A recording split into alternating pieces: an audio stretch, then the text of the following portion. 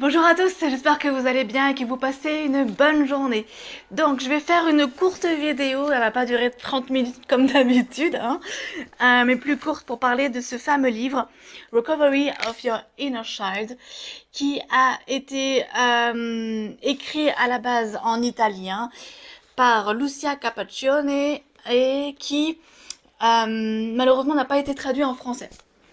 Et qui pour autant en anglais est très facile à lire, en tout cas il me semble, et qui est très très intéressant parce que cet exercice, non justement ce livre est bourré d'exercices, vraiment intéressants. Bon, après je l'ai lu en entier, mais ceci dit, quand on a déjà lu la première, on va dire quoi, les 150 premières pages sur 285, on a déjà voilà compris si vous voulez, la logique de l'exercice. Donc, je pense qu'en une petite vidéo, je pourrais bien vous expliquer cette logique-là, en sachant que ces exercices peuvent se faire à la fois seul chez soi, même si ça demande beaucoup de courage, et encore, ouais. En fait, c'est le lancement qui est difficile. Après, en fait, une fois qu'on est bien lancé, en fait, c'est très facile. C'est la peur qui nous bloque au final. J'en parlerai un peu plus en détail tout à l'heure. Mais ce sont des exercices, tout ça pour dire que ce sont des exercices qui peuvent se faire à la maison chez soi seul et qui peuvent aussi être utilisés avec un thérapeute. Donc si vous avez quelqu'un, si vous êtes suivi par une personne, que ce soit un psychologue, un thérapeute, vous pouvez très bien lui demander de pratiquer cette technique qui est juste géniale et qui est très très simple, qui est de dire de prendre un petit cahier. Alors, chez un thérapeute, prendre un petit cahier, peut-être pas, ou à moins que vous apportiez le vôtre, hein, bien entendu.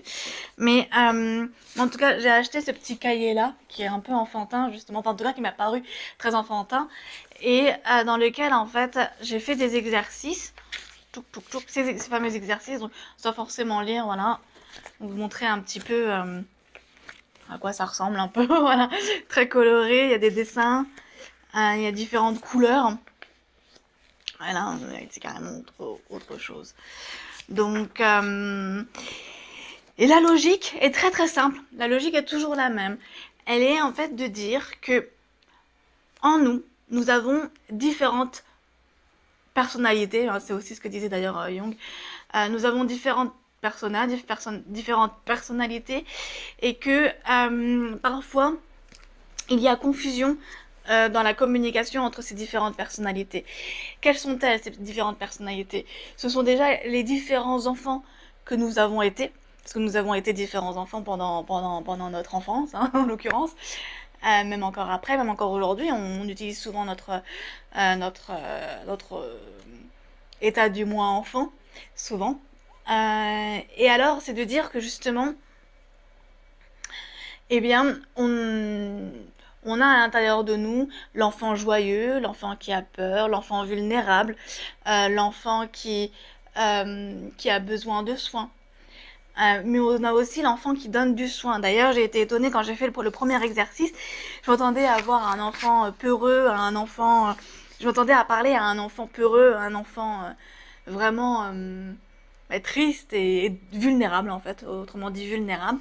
Et au final, eh bien, le premier enfant que j'ai rencontré, c'est comme un enfant nourricier. Donc c'est pas tout à fait le parent nourricier, c'était vraiment un enfant, mais nourricier qui voulait juste me dire qu'en fait tout allait bien et que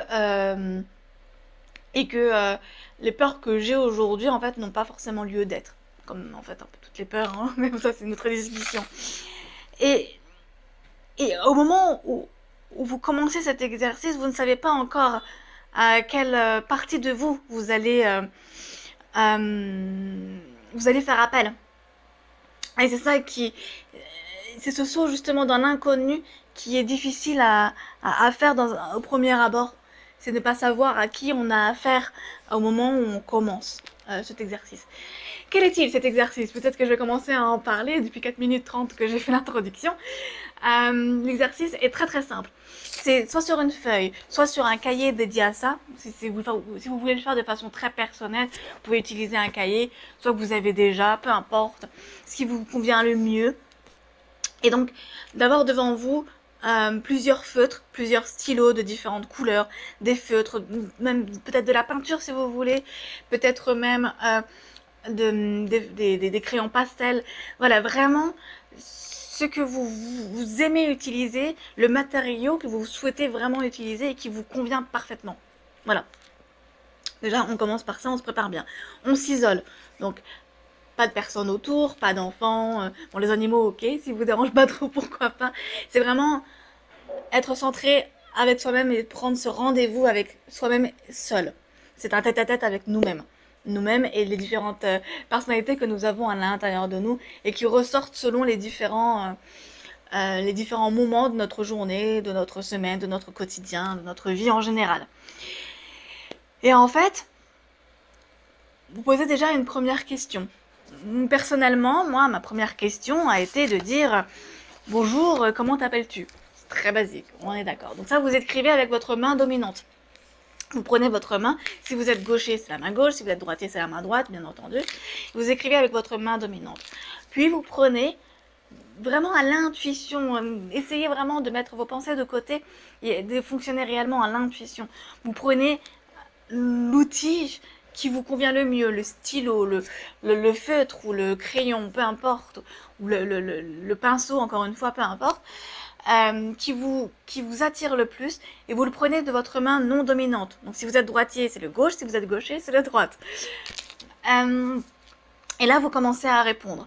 Et ce qui est très intéressant, c'est que la façon dont vous répondez, c'est exactement de la même façon que quand vous avez commencé à écrire, à apprendre à écrire. De quelle façon écrire un enfant quand vous regardez bien?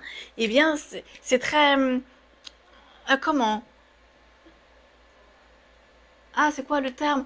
C'est très minutieux, l'enfant prend énormément de temps à écrire les premières fois.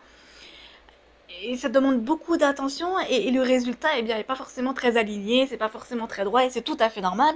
C'est parce que justement leurs cerveaux ne sont pas assez développés pour avoir la dextérité au niveau des mains. Il n'y a pas encore de connexion qui se font entre je sais la lettre que je veux et je la transfère avec ma main sur le papier.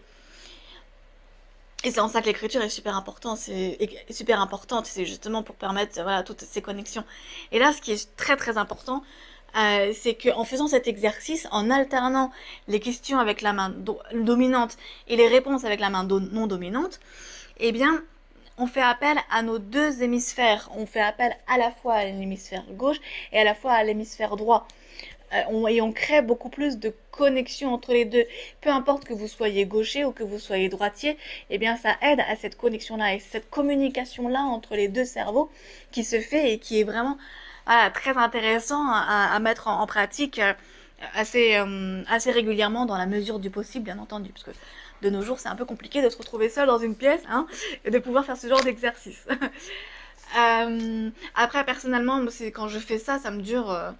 pas plus de 10-15 minutes parce qu'après ça me lasse, autant le dire comme il est. Hein. Je le fais vraiment, oui, une fois toutes les 2 semaines, je pense, et je ressors des choses. Parfois j'ai des questions. Et quand je parlais des différents enfants que nous avons à l'intérieur de nous, les différents enfants intérieurs, et bien dans ce livre-là, justement, il parle aussi de parents intérieurs. Donc ça ressemble beaucoup à ceux qui connaissent à l'analyse transactionnelle, aux différents états du moi, le parent... Oh, zut, j'ai oublié. Oh, il y a parent, l'enfant et l'adulte, voilà, je reviens. Eh bien, là, c'est pareil. Parfois, vous pouvez très bien faire appel à votre parent nourricier, ou alors aux parents autoritaires, ou alors aux parents qui est aussi vulnérable. Et alors, à ce moment-là, en fait, on met par écrit des émotions qui sont cachées à l'intérieur de nous. Le fait d'utiliser à la fois le cerveau, à la fois la motricité et de mettre tout ça visuellement sur papier, on utilise vraiment différentes connexions neuronales. Je suis pas hyper douée en, en tout ce qui est de connexion neuronale, mais je parle un peu de ce que j'ai compris. Eh bien, en fait, on a une prise de conscience qui se fait, qui est d'autant plus forte, et même parfois, quand vraiment on arrive à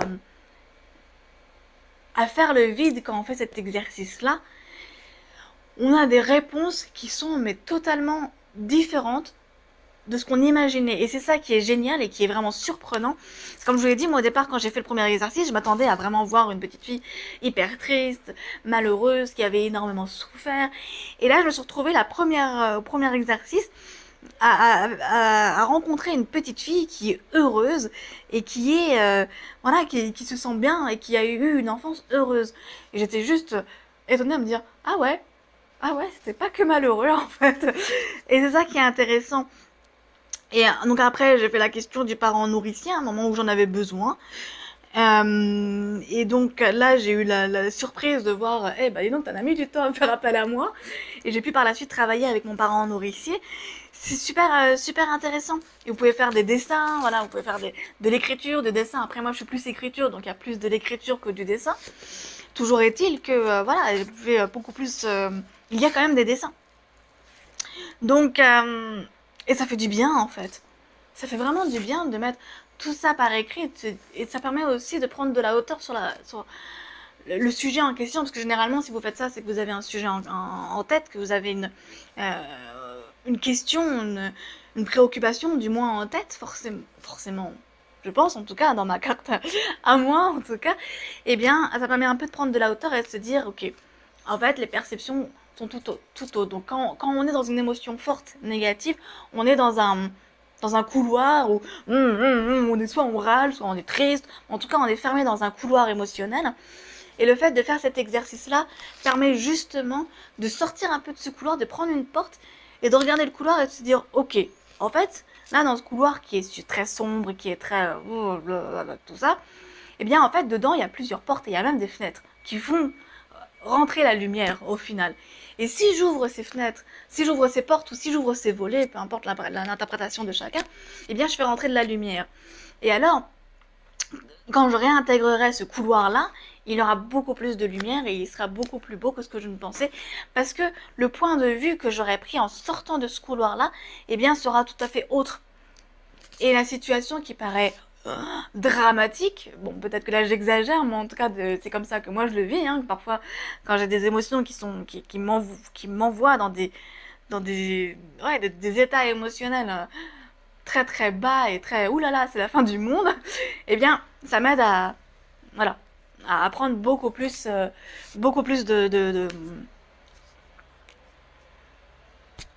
pas à trouver mes mots là, donc, de recul et donc de point de vue et donc, ouais, voilà, une impression tout à fait autre. Voilà, tout simplement.